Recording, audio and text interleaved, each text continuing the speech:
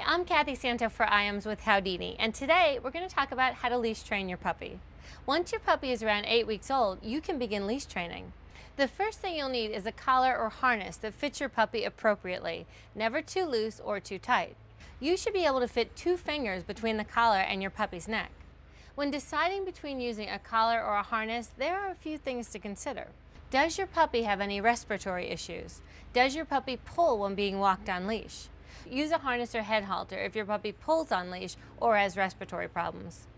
Before you can jump right into training, you'll need to get your puppy used to wearing a collar and having the added weight of a leash. The best thing to do is have him wear the collar or harness and leash around the house so he becomes used to the feeling. Be sure to keep an eye on your puppy to make sure he doesn't get trapped, caught, or accidentally injured.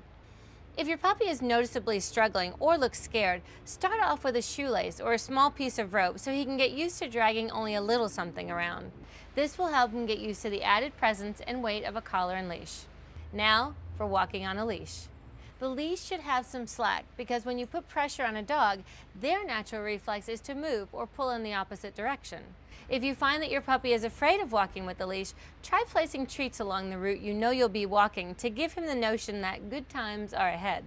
That way he learns to focus on what's ahead of him with curiosity and not fear.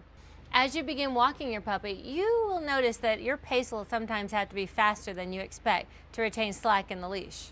The more you work with your puppy, the quicker you'll be able to train him to slow down while maintaining the needed slack. As you walk around, begin incorporating specific commands for your puppy.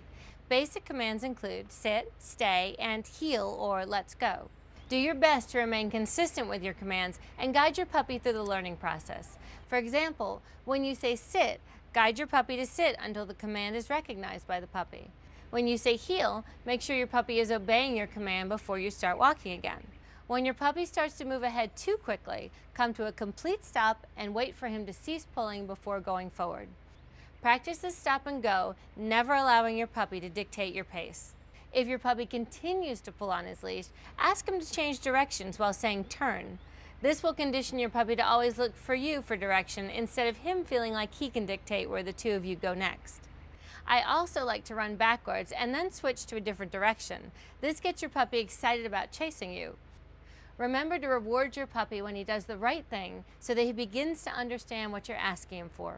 If your puppy still isn't catching on, try upgrading your treats, practicing in an area with fewer distractions, or working on more basic commands.